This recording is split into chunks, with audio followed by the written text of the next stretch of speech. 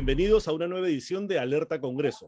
Como todas las semanas estamos con nuestros amigos de Observatorio Legal, con quienes vamos a analizar proyectos de ley que nos han llamado la atención esta semana. Primero queremos invitar a Rodolfo Reina para analizar el proyecto de ley de reforma constitucional que modifica el artículo 117 de la Constitución. Esto fue presentado por Avanza País a iniciativa de la congresista Patricia Chirinos. Y lo que hace este proyecto de ley es aumentar los supuestos por los que se puede aplicar el juicio político al presidente de la República. El artículo 117 ya dice que el presidente puede ser acusado durante su periodo por traición a la patria, por impedir las elecciones presidenciales, parlamentarias, regionales y municipales, por disolver inconstitucionalmente el Congreso o por impedir su reunión y funcionamiento, o los del Jurado Nacional de Elecciones y demás organismos del sistema electoral. Lo que esta norma añade es que también puede ser acusado el presidente por la imputación de graves delitos vinculados con actos de corrupción, narcotráfico, violación de derechos humanos o graves infracciones a la Constitución. ¿Cuál es tu opinión, Rodolfo, por favor, sobre este proyecto de ley? Bueno, en principio nadie se puede oponer a ninguna medida que pueda legitimar el sistema político, ¿no? En el sentido de darle mayor legitimidad a la función pública. Y creo que en ese sentido apunta este proyecto de ley. Sin embargo, este proyecto de ley no puede prescindirse del contexto político en que se da.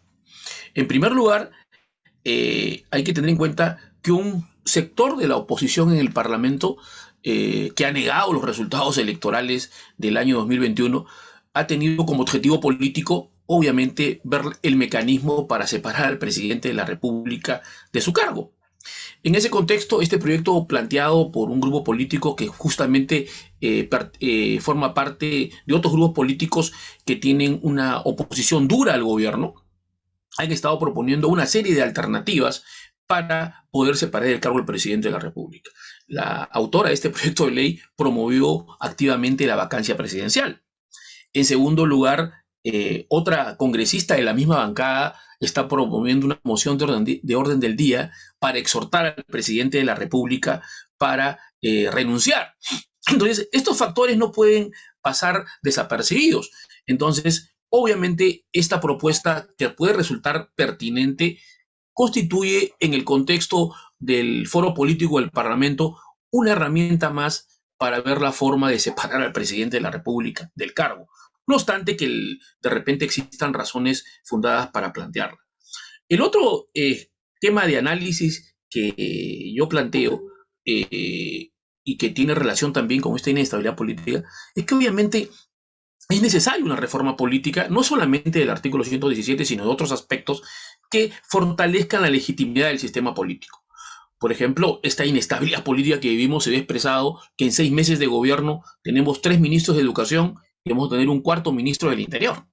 Entonces, obviamente, las reglas de juego de la Constitución no están siendo lo suficientemente eficaces para solucionar las controversias entre el gobierno y el Parlamento. Y respecto al tema, ya el otro plano del análisis de este proyecto de ley respecto a su pertinencia, obviamente la Constitución histórica del país ha ido tendiendo a fortalecer la inmunidad presidencial bajo el principio de la responsabilidad política y criminal que debe tener el presidente de la República con el objetivo de generar estabilidad política. Sin embargo, luego de casi 29 años de vigencia de esta Constitución, este tema debe ser revisado. Y hubo una serie de especialistas en temas constitucionales, políticos, han planteado a lo largo de la vigencia de esta Constitución una serie de reformas justamente para ampliar las causales por las cuales el presidente de la República puede ser acusado durante su mandato. En el mismo debate de la Constitución del 93, Henry Pease planteó que también deberían ampliarse las causales. Luego, la Comisión de Estudio de Reforma Constitucional creada por el presidente Valentín Paniagua también propuso que se amplíen las causales. E inclusive, la versión primigenia del texto que se inició de reforma integral de la Constitución en el año 2002, el texto de abril del año 2002 específicamente, también amplió las causales para poder juzgar al presidente de la República durante su mandato. Vale decir que existe toda una serie de antecedentes en ese sentido. Inclusive la propuesta de la congresista Patricia Chirinos no es la primera en este periodo parlamentario. Existe una propuesta también del Partido Morado que te plantea temas causales más específicos con delitos relacionados a la corrupción. Entonces, digamos que la necesidad de plantear, de ampliar las causales para el tema de acusar al presidente durante su gestión ha sido un tema recurrente durante toda la vigencia de esta Constitución, e inclusive en algún momento la Defensoría del Pueblo el 2006, perdón, planteó durante el gobierno de Alan García una ley de desarrollo constitucional que establecía que los delitos no relacionados con la función no gozaban de esa inmunidad, es decir, que podrían ser investigados y sancionados los presidentes de la República. Por ejemplo, esto hubiera ocurrido con Martín Vizcarra, que tenía delitos relacionados con su gestión de presidente regional y no como presidente de la República, según la interpretación que dio en ese momento la Defensoría del Pueblo en el año 2006. Él podría, esa inmunidad no protege a delitos anteriores ni a aquellos relacionados con una función pública que no tiene vinculación con el ejercicio presidencial. Entonces, esta necesidad es pertinente, aunque la propuesta que plantea en el Partido Morado especifica más nítidamente cuáles serían esas causales. Porque si bien es cierto, es necesario incorporar ampliar esta posibilidad a delitos de corrupción, a delitos de crimen organizado, narcotráfico y otros, la propuesta de Patricia Chirinos plantea el tema sobre infracciones graves a la Constitución. Obviamente este es un concepto también indeterminado que al último podrá ser fijado por la interpretación y aplicación que haga el Parlamento, que como nosotros sabemos, al ser un foro político, va a estar sujeto a los criterios que establezca la mayoría parlamentaria en ese momento, en este caso, en este contexto actual de una oposición frente al gobierno que tiene una mayoría respecto a la representación parlamentaria oficialista. Entonces, yo creo que es necesario que de todas maneras se trate de hacer más expreso y taxativo cuáles son las nuevas causales y no establecer preposiciones indeterminadas jurídicamente que dejan al libre criterio al Parlamento. Ajá, En ese sentido, yo creo que está bien el planteamiento, pero que adicionalmente, si nosotros planteamos la posibilidad de ampliar los supuestos de que sea acusado el presidente de la República durante su mandato, es necesario también concurrentemente hacer una reforma integral, por lo menos del tema de la vacancia por incapacidad moral, que para algunos plantean que si se amplía estas causales debería eliminarse, o por lo menos determinarse cuál es el contenido real de esas, o contenido más específico también del concepto de incapacidad moral. Ajá. Como bien señalas, digamos, esto podría convertirse en otro cajón desastre, tal como está planteado, en el que entraría cualquier cosa, viendo ya la inestabilidad que ha causado justamente el tema de la incapacidad moral permanente, que siempre ha quedado a criterio de los congresistas. Esto podría ser otro motivo más bien de inestabilidad. Importante también lo que señalas con respecto a que la reforma debe ser integral y no solamente de un artículo, porque justamente estamos teniendo problemas por el tema del equilibrio de poderes, y no se puede reformar un artículo aisladamente y pretender con eso solucionar el problema. Tiene que haber una reforma integral de toda esa parte de la Constitución. Y también muy importante considerar el contexto, ¿no? Que quienes presentan este proyecto son justamente los integrantes de una bancada que ha estado de una forma promoviendo la vacancia presidencial, en especial la congresista Patricia Chirinos, ¿no? Quien tuvo la iniciativa de presentar este proyecto de ley. Muchísimas gracias, Rodolfo, por tu análisis. Ahora, por favor, quiero invitar a César Aliaga para analizar otro proyecto de ley que se llama Proyecto de Reforma Constitucional que otorga autonomía a la Procuraduría General del Estado y establece mecanismos de elección. Esto ha sido presentado también por Patricia Chirinos de Avanza País. Ahora, hay que entender aquí que el Procurador General de la República es elegido por el Presidente de la República a propuesta del Ministro de Justicia y Derechos Humanos.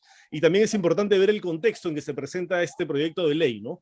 Porque a inicios de enero, el Ministro de Justicia, Aníbal Torres, dijo que iba a revisar el expediente de nombramiento del Procurador Daniel Soria, a quien se le había acusado de haberle faltado el respeto al presidente Castillo durante un interrogatorio. Entonces, dejó entrever el ministro que podía destituir al Procurador General de la República simplemente por haber incomodado al presidente. Esta propuesta lo que plantea es que el procurador sea elegido por el Congreso de la República. Explícanos, por favor, César, ¿de qué va este proyecto de ley? El Congreso es un órgano netamente político y sus decisiones, en la mayoría de las veces, no se basa sobre la objetividad o la razonabilidad, ¿no? Ni mucho menos por la meritocracia. Y esto podemos verlo en el mismo personal que trabaja en el Congreso, que son gente que no entra mediante un concurso público, que no entra por una meritocracia, sino entra por una dedocracia, ¿no? Porque es amigo de, ¿no? O porque financié la campaña de, o porque soy el mayordomo, chofer, o tengo una relación sentimental con él, ¿no? Entonces, bajo esta premisa, ya que el Congreso es un órgano netamente político, esto no nos garantiza que la elección del Procurador General sea idónea. ¿A qué apunto? Apunto a lo siguiente, ¿no? Vamos a ver cuáles son los hechos, ¿no? El Congreso, por ejemplo, lleva más de 2 años y medio que no puede elegir al Tribunal Constitucional. ¿Por qué no lo puede elegir?